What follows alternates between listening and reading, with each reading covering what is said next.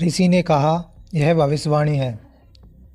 तुम्हें अंधकासुर से अंतिम युद्ध करना ही होगा, लेकिन उसके लिए तुम्हें अभी और साधना करनी होगी और 4 पवित्र स्थानों की यात्रा करनी होगी। इन्हें कहते हैं अग्निकुंड पर्वत, जहाँ अग्निदेव की परीक्षा होगी, ज्ञान सरोवर, जहाँ ब्रह्म ज्ञान की प्राप्ति होगी, वनदेवी का उपवन, जहाँ प्रकृति की अंतिम शक्ति मिलेगी, ध्यानगिरी, जहाँ तपस्या की चरम अवस्था को प्राप्त करना होगा। चारों बालकों ने जहाँ एक दूसरे का हाथ पकड़ा और प्रणाम किया। गुरुदेव, हम इन 4 स्थानों की यात्रा करेंगे, चाहे जितनी कठिनाई आए, चाहे जितना ही राक्षस रास्ता रोके, हम नहीं रुकेंगे। ऋषि ने आशीर्वाद दिया। याद रखो, शक्ति का सबसे बड़ा स्रोत तुम्हारे भीतर है। तुम मिलकर ही अजय हो। अगले दिन गांव वाले चारों को विदा करने आए। आर्यन ने अग्निबाण अपने कांधे पर टांगा। विवेक ने प्राचीन मंत्रों की पुस्तक हाथ ली। नक्षत्र ने वृक्षदंड अपने हाथ में कसकर पकड़ा। ध्रुव मौन था, लेकिन उसकी आंखों में तपस्या की ज्वाला जल रही थी। गांव वालों ने पुष्प वर्षा की और कहा, हमारे रक्षक, हमारी आशा, भगवान तुम्हें विजय दे। चारों ने अंतिम बार अपने गांव को देखा और जंगल की ओर बढ़ गए। जैसे ही वे आगे बढ़े, आकाश में तारे चमकने लगे, मानो स्वयं देवता उनकी राह देख रहे हो। उनकी असली यात्रा अब शुरू हुई थी, एक यात्रा जो उन्हें इंसान से भगवान बनाने वाली थी। चारों रक्षक, आर्यन, विवेक, नक्षत्र और ध्रुव, गांव छोड़कर अग्निकुंड पर्वत की ओर बढ़े। रास्ता लंबा था, जंगल घना था और हर कदम पर खतरा मंडरा रहा था। चलते चलते वे एक खुले मैदान में पहुंचे, जहां अचानक 4 युवतियां उनका मार्ग रोककर खड़ी थी। संध्या, काले लंबे बाल, तेज आंखें और गहरी आवाज़। उसकी शक्ति थी छाया का नियंत्रण। उसने कहा, मैं छाया में छिपे खतरों को पहचान सकती हूँ। तुम्हें मेरी ज़रूरत होगी। गंगा, श्वेत वस्त्र, शांत स्वभाव और निर्मल चेहरा, उसकी शक्ति थी। जल और उपचार। बोली, युद्ध केवल शास्त्रों से नहीं जीता जाता, कभी कभी करुणा और उपचार ही असली विजय होते हैं। किरण, सुनहरे वस्त्र, चमकती आंखें और हंसमुख चेहरा, उसकी शक्ति थी प्रकाश और भ्रम को नष्ट करना। बोली, मैं अंधकार को भेदने वाली किरण हूँ, तुम्हारे साथ चलना मेरा कर्तव्य है। तारा, नीले वस्त्र, माथे पर तिलक और रेशमी मुस्कान, उसकी शक्ति थी भविष्य दृष्टि। बोली, मैंने स्वरूप में तुम्हें देखा, तुम्हारा मार्ग कठिन है पर उसका हिस्सा बनना चाहती हूँ। आर्यन ने संध्या को संदेह से देखा, हमारा रास्ता पहले से ही कठिन है, क्या तुम इसे और भी बोझिल नहीं करोगी? संध्या मुस्कुराई, बोझ नहीं, शक्ति बनूंगी। विवेक ने गंगा से पूछा, क्या तुम वास्तव में हमारी चोट भर सकती हो? गंगा ने हाथ बढ़ाया और विवेक के छोटे से घाव को ठीक कर दिया। नक्षत्र ने किरण से कहा, प्रकाश की ज़रूरत हर अंधेरे में होती है, तुम्हारा स्वागत है। ध्रुव ने तारा की आंखों में देखा और बोला, तुमने भविष्य देखा है, तो बताओ क्या हम विजयी होंगे? तारा ने धीमे स्वर में उत्तर दिया, विजय संभव है पर बलिदान भी निश्चित है। अब 8 योद्धा साथ चल पड़े। कुछ दिनों की यात्रा के बाद वे पहुँचे अग्निकुंड पर्वत पर, जहाँ पर्वत आग से लिपटा हुआ था। लावा की नदियां बह रही थी और हवा भी तपिश से जल रही थी। संध्या ने छाया से रास्ता खोजा, गंगा ने जल से मार्ग को शांत किया, किरण ने अंधकार हटाया, तारा ने बताया कि यहाँ कदम रखना सुरक्षित है। पर्वत के शिखर पर एक विशाल अग्निकुंड जल रहा था और उसमें से प्रकट हुए अग्निदेव लाल ज्वालाओं से घिरे, तेजस्वी और क्रोध से भरे। उन्होंने गर्जना की, यदि तुम सचमुच रक्षक हो तो मेरी परीक्षा पास करो। केवल वही जो अग्नि से निडर है देवताओं की पहली सीढ़ी चढ़ सकता है। अब असली अग्नि परीक्षा आठों का इंतजार कर रही थी। अग्निकुंड पर्वत पर अग्निदेव की गर्जना से धरती कांप उठी। लावा की धाराएं और तेज हो गई और पर्वत से धुएं के बादल आसमान तक छा गए। अग्निदेव बोले, तुम आठों स्वयं को रक्षक कहते हो, पर रक्षक बनने के लिए केवल बल ही नहीं, आत्मबल चाहिए। जाओ और अग्नि में उतरकर अपना सच्चा रूप दिखाओ। आर्यन ने बिना सोचे अग्निबाण उठाया और आगे बढ़ा, पर जैसे ही उसने बाण चलाया, अग्निदेव ने हंसते हुए ज्वालाओं से उसे पिघला दिया। सिर्फ हथियार से विजय नहीं होती, आर्यन भीतर का साहस और संयम ही अग्नि को जीतता है। आर्यन ने आंखें बंद की और अग्नि में कूद पड़ा। उसके भीतर भय और क्रोध जलने लगे, लेकिन साहस की ज्योति और तेज हुई। अग्निदेव ने उसे स्वीकार किया। विवेक ने मंत्र पढ़ने की कोशिश की, पर अग्नि उसकी आवाज़ को निगल रही थी। अग्निदेव ने कहा, ज्ञान यदि केवल शब्द है तो व्यर्थ, ज्ञान तब शक्ति है जब वह कर्म में उतरता है। विवेक ने अपने हाथ अग्नि में डाल दिए। उसके मन में ग्रंथों की सारी शिक्षा घूमी और एक नई विद्या ज्योति प्रकट हुई। नक्षत्र ने अग्निकुंड में कदम रखा। उसके मन में भय था, क्या प्रकृति आग के सामने हार जाएगी? लेकिन जैसे ही उसने वृक्ष दंड जमीन पर की टिकाया, अग्नि में से हरे पौधे अंकुरित हो उठे। अग्निदेव ने कहा, सच्ची प्रकृति वह है जो अग्नि में जीवन पैदा कर दे। ध्रुव अग्निकुंड के पास शांत बैठा था। उसकी देह पसीने से तर थी, पर मन स्थिर। उसने कहा, अग्नि भी ध्यान है जो भीतर की अशुद्धियाँ जला देती है। अचानक उसका ध्यान चक्र जलती आवाज़ से चमक उठा। संध्या ने अग्निकुंड की छाया में कदम रखा। छायाएं उसे निगलने लगी, पर उसने उन्हें काबू कर प्रकाश से मिला दिया। गंगा ने अग्नि में जलधारा बहाई। जल और अग्नि टकराए, फिर संतुलित हो गए। किरण ने अपनी रोशनी से अग्नि को शांत किया।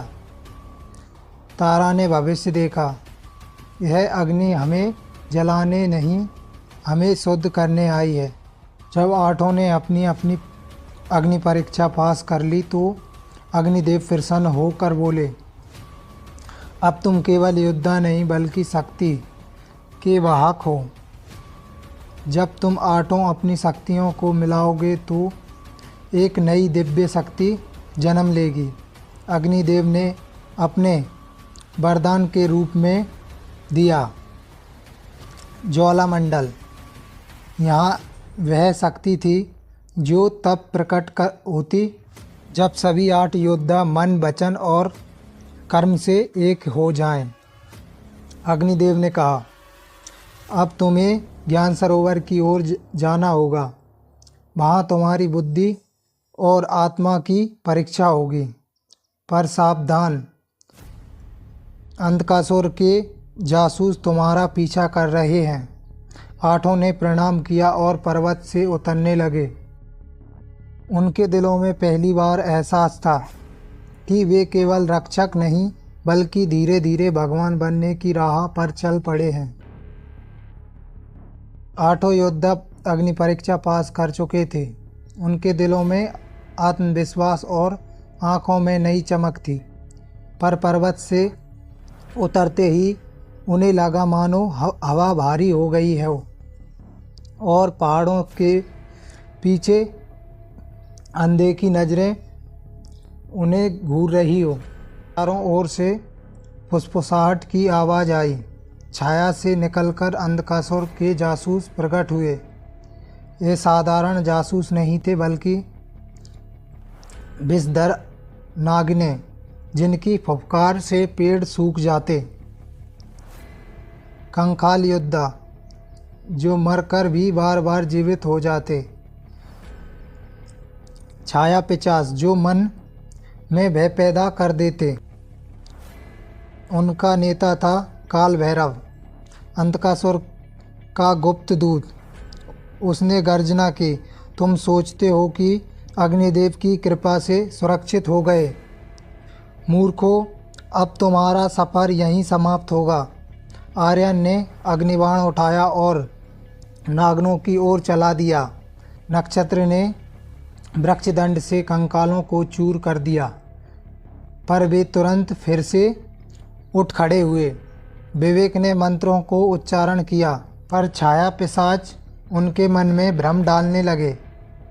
संध्या ने अपनी छाया से पिशाचों को उनकी ही अंधकार में बांध दिया।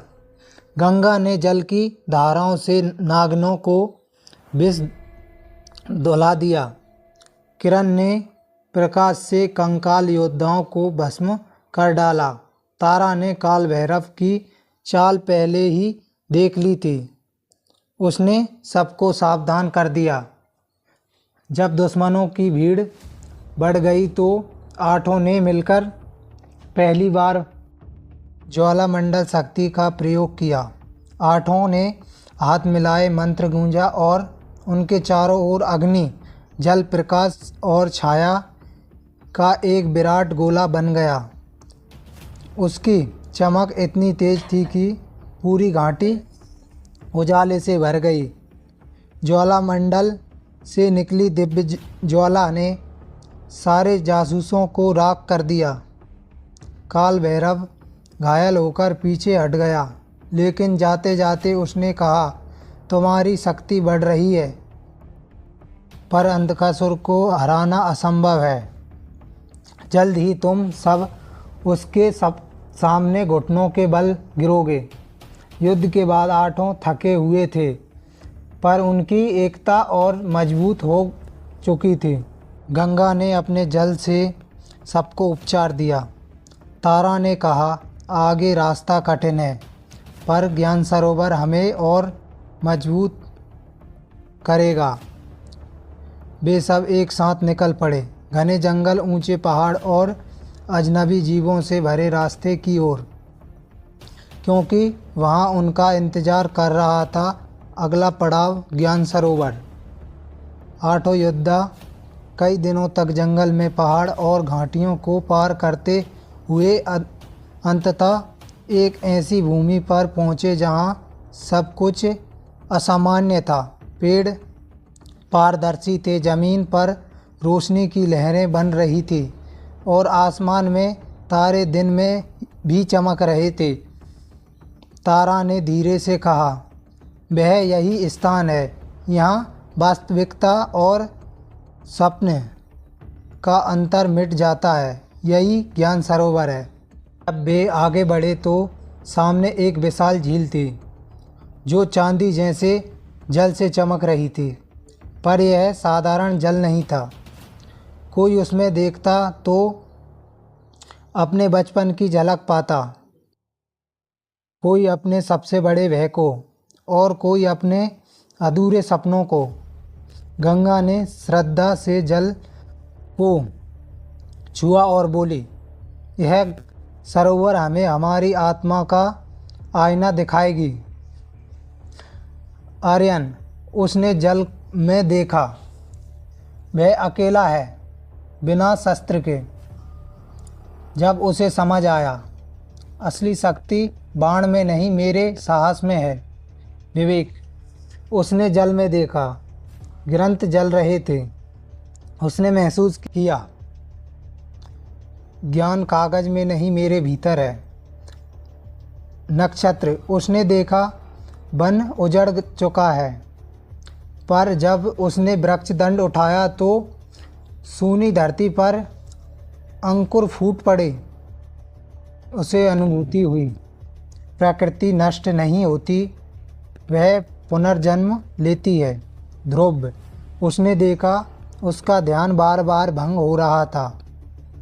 फिर वह भीतर गहराई में उतरा और शांति को थाम लिया।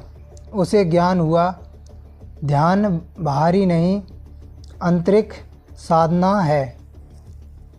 संध्या, उसने छाया में अपना ही डर देखा, लेकिन उसने उसे गले लगाया, भी मेरा हिस्सा है। गंगा, उसने देखा, उसका जल सूख गया, फिर भी उसने अपनी करुणा से सूखी धरती को भिगो दिया।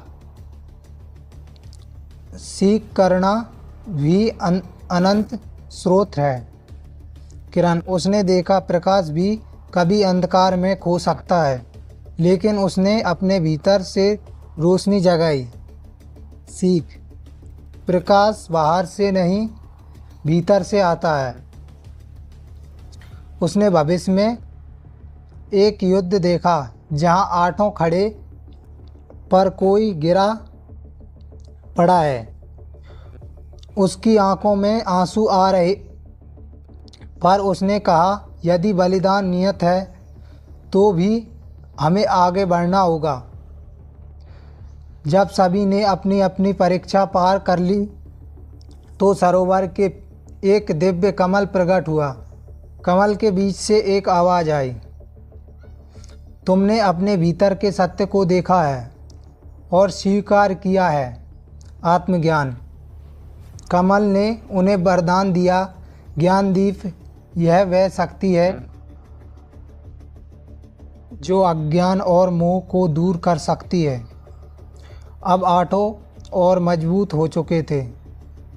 तारा ने कहा, अगला चरण वन देवी का उपवन।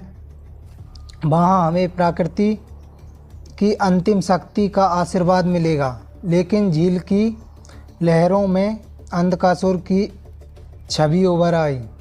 उसने ठाका लगाया, ज्ञान पा लिया, देखना मेरा अंधकार सब ज्ञान को निगल जाएगा। आठों योद्धाओं ने प्रण किया, चाहे कितनी भी परीक्षा आए हम आगे बढ़ेंगे, और वे निकल पड़े वन देवी के उपवन की ओर। ज्ञान सरोवर की परीक्षा के बाद आठों योद्धा गहरे जंगलों से गुजरते हुए एक ऐसे स्थान पर पहुँचे जहाँ हर ओर सुगंधित फूल, विशाल वृक्ष और पक्षियों की मधुर आवाज़, और वहाँ की वायु में दिव्यता भी, मानो पूरी धरती सांस ले रही हो। विवेक बोला, यही होगा वन देवी का उपवन। यहाँ हमें प्रकृति की अंतिम शक्ति प्राप्त होगी। लेकिन तभी संध्या ने चेताया, सावधान, इस शांति के पीछे कुछ छिपा है। मुझे छायाओं में हलचल दिख रही है। अचानक जमीन कांपने लगी और पेड़ों के पीछे से निकले वन राक्षस। वे भयानक प्राणी थे। उनकी त्वचा पेड़ों जैसी कठोर और दांत लोहे जैसे तेज। उनके नेता का नाम वृक्षासुर, जो कभी वन देवी का रक्षक था, लेकिन अंधकासुर के श्राप से राक्षस बन गया। वृक्षासुर ने गर्जना की, यह उपवन की किसी को शक्ति देने के लिए नहीं, निगल जाने के लिए है। आज तुम सब मेरे भोज्य बनोगे। आर्यन ने अग्निबाण छोड़ा, लेकिन वृक्षासुर ने अपनी लकड़ी की भुजा से उसे रोक दिया। नक्षत्र ने वृक्षदंड उठाकर कहा, तुमने प्रकृति का अपमान किया है, अब मैं प्रकृति के नाम पर तुम्हें दंड दूंगा। विवेक ने मंत्रों से लताएं बुलाकर राक्षसों को बांधने की कोशिश की, पर वे तुरंत टूट गईं। गंगा ने अपने जल से भूमि को दलदल बना दिया, जिससे कई राक्षस उसमें घुस गए।